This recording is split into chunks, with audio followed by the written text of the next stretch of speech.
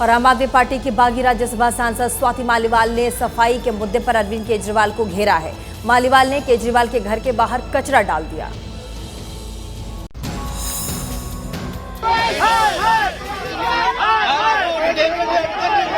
ये high voltage drama Arvind Kejriwal के घर के बाहर हुआ। केजरीवाल के घर के बाहर कचरा फेंक रही राज्यसभा सांसद स्वाति मालीवाल को दिल्ली पुलिस ने हिरासत में ले लिया। इस दौरान स्वाति मालीवाल के समर्थकों और पुलिस के बीच धक्का मुक्की भी हुई। स्वाति मालीवाल ने कहा कि वो दिल्ली में सफाई के मुद्दे पर पूर्व सीएम अरविंद केजरीवाल के घर कूड़ा फेंकने आई थी। इससे पहले स्वाति मालीवाल ऑटो लेकर विकासपुरी पहुंची। यहाँ उन्होंने लोगों के साथ सड़क से कचरा उठाया और ऑटो में भरकर केजरीवाल के घर गयी। यहाँ उन्होंने सारा कचरा सड़क पर फेंक दिया। आज पूरी दिल्ली कूड़ेदान बन गई है। मैं यहाँ पर आई थी, मैं अरविंद केजरीवाल जी से मिलने आई हूँ। ये कूड़ा कहाँ फेंके दिल्ली, और ये जो कूड़े का उपहार दिल्ली ने उन्हें दे रखा है ना, सुधर जाओ नहीं तो जनता सुधार देगी। आज यमुना में गंदगी के मुद्दे पर यूथ कांग्रेस ने केजरीवाल के घर के बाहर प्रदर्शन का ऐलान किया है। आज दोपहर 1 बजे यूथ कांग्रेस का प्रदर्शन होगा।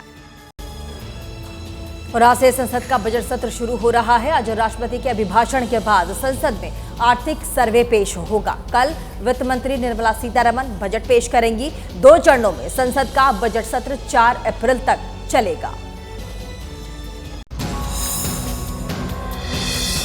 आज बजट सत्र के पहले दिन राष्ट्रपति द्रौपदी मुर्मू संसद की संयुक्त बैठक को संबोधित करेंगी। राष्ट्रपति सुबह 10:40 पर राष्ट्रपति भवन से संसद के लिए रवाना होंगी। राष्ट्रपति पारंपरिक बग्गी पर सवार होकर संसद भवन पहुंचेंगी। सुबह 11 बजे राष्ट्रपति का अभिभाषण शुरू होगा। राष्ट्रपति के अभिभाषण के बाद संसद में आर्थिक सर्वेक्षण पेश किया जाएगा। 1 फरवरी यानी शनिवार को वित्त मंत्री निर्मला सीतारमण बजट पेश करेंगी। 3 और 4 फरवरी को लोकसभा में राष्ट्रपति के अभिभाषण पर चर्चा होगी। राज्यसभा में राष्ट्रपति के अभिभाषण पर 3 दिन चर्चा होगी। पीएम मोदी 6 फरवरी को राज्यसभा में राष्ट्रपति के अभिभाषण पर बहस का जवाब देंगे। आज संसद की कार्यवाही शुरू होने से पहले पीएम मोदी सुबह 10:15 पर संसद भवन परिसर में मीडिया से बात करेंगे। संसद के बजट सत्र पर रणनीति तय करने के लिए आज ही दोपहर 1:30 पर एनडीए सांसदों की बैठक होगी। कांग्रेस ने राष्ट्रीय स्वयंसेवक संघ पर बैन लगाने की मांग की है। एक्स पर पोस्ट कर कांग्रेस ने कहा है कि आरएसएस देश के लोकतंत्र के लिए खतरा है, इसीलिए इसे बैन किया जाना चाहिए।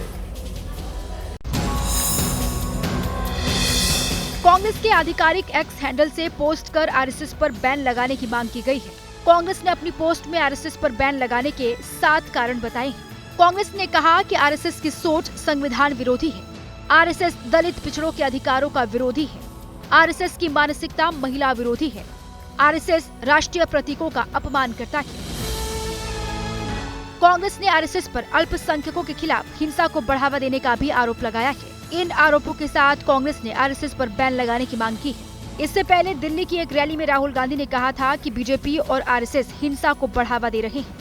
लड़ाई विचारधारा की है। एक तरफ बीजेपी आरएसएस, दूसरी तरफ कांग्रेस पार्टी। वो नफरत फैलाते हैं और हमने साफ कहा है जहां भी ये नफरत फैलाएंगे हम वहां मोहब्बत की दुकान खोलेंगे। इसी बीच भुवनेश्वर पहुंचे आरएसएस प्रमुख मोहन भागवत का एनएसयूआई कार्यकर्ताओं ने विरोध किया।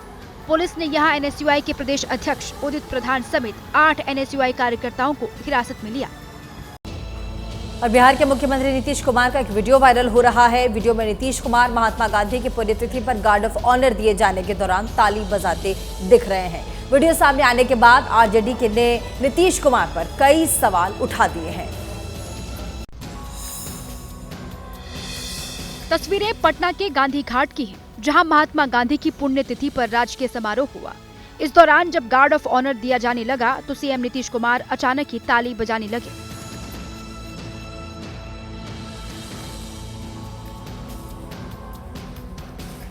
नीतीश कुमार के साथ ही विधानसभा अध्यक्ष नंद किशोर यादव भी खड़े थे।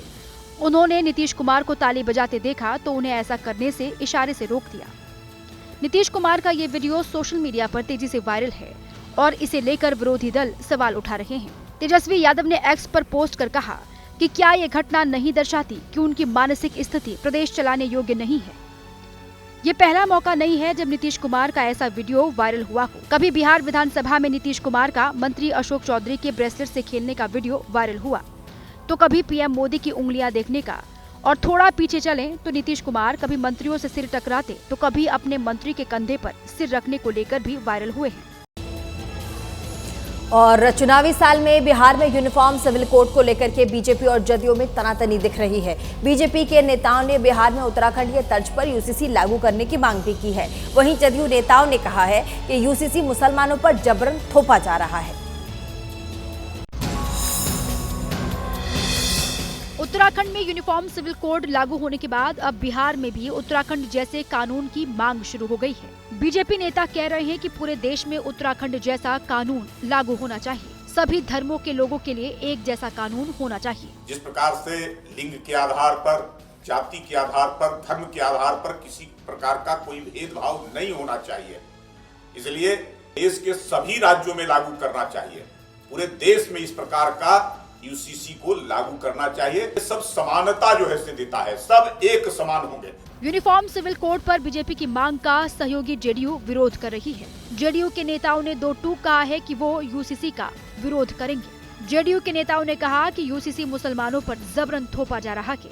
हमारा संविधान इसकी इजाजत नहीं देता और मुझे लगता है कि जल्दबाजी में धामी गवर्नमेंट ने मुसलमानों को परेशान करने के लिए, मुसलमानों को परेशान करने की नीयत से ये कदम उठाया है।